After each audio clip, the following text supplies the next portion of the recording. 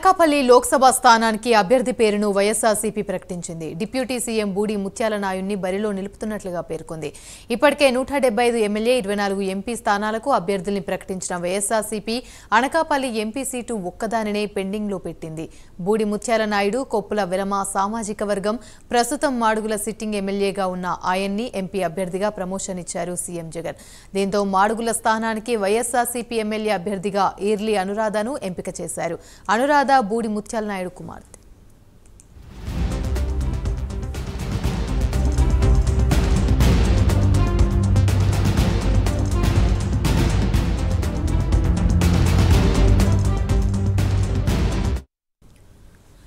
Right గా ఇదే అంశానికి సంబంధించి మరిన్ని వివరాలు మా ప్రతినిధి నాయుడు అందిస్తారు. నాయుడు చెప్పండి.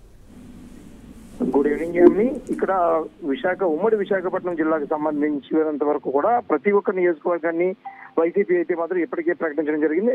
ఇదే కోవలో చూసుకున్నట్టయితే కనుక అనకాపల్లి పార్లమెంట్ నియోజకవర్గానికి సంబంధించి గత కొంతకాలంగా సస్పెన్స్ థ్రిల్లర్ సినిమా వల్ల అయితే మాత్రం దానికి అక్కడ చూపించారని మనం అనుకోవచ్చు. అక్కడ ఇప్పటి వరకు ఎంపీ అభ్యర్థిని ప్రకటించకపోవడం ఒకంత కలవరానికి గురి చేసినప్పటికీ కూడా చివరకు 200 అభ్యర్థిగా అంటే ఎంపీ ఎమ్మెల్యే అందరినీ కలిపి 200 అభ్యర్థిగా అయితే మాత్రం డిప్యూటీ సీఎం బూడి ముత్యాల నాయుడు అయితే మాత్రం ప్రకటించడం జరిగింది. ఇప్పటికే అంటే అక్కడ సంబంధించి అనకాపల్లి పార్లమెంట్ నియోజకవర్గానికి సంబంధించి వివిధ కారణాల చేత లేదంటే వివిధ వర్గాల సామాజిక సమీకరణాల నేపథ్యంలో అయితే మాత్రం రకరకాల పేర్లు అన్ని కూడా బయటకు వచ్చినప్పటికీ చివరికి కొప్పుల వెలుగు సామాజిక వర్గానికి చెందినటువంటి ఈ డిప్యూటీ సీఎం బూడి ముత్యాల నాయుడిని ప్రకటించడం జరిగింది. బూడి ముత్యాల నాయుడు గతంలో 2 సార్లు మాడుగుల నియోజకవర్గం ఎమ్మెల్యేగా మంత్రిగా కూడా పనిచేశారు. అయితే ఈయనకి ఉన్న పరిచయాలు కావచ్చు లేదంటే మంత్రిగా చేసిన నేపథ్యంలో అనకాపల్లి జిల్లాకు ఈయన పేరును అయితే ప్రకటించడం జరిగింది. ఏదైతే మాడుగుల నియోజకవర్గానికి కూడా ఎవరిని బయట నుంచి కాకుండా మళ్ళీ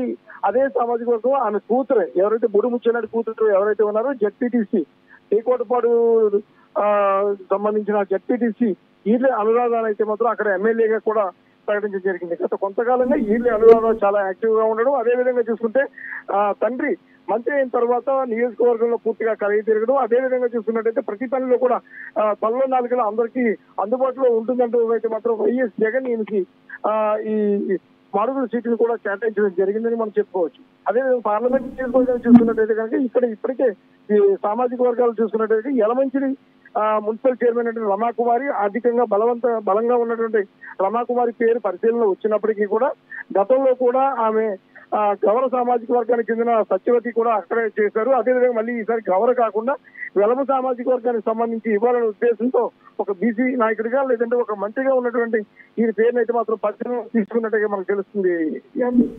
రైట్, థ్యాంక్ యూ నాయుడు.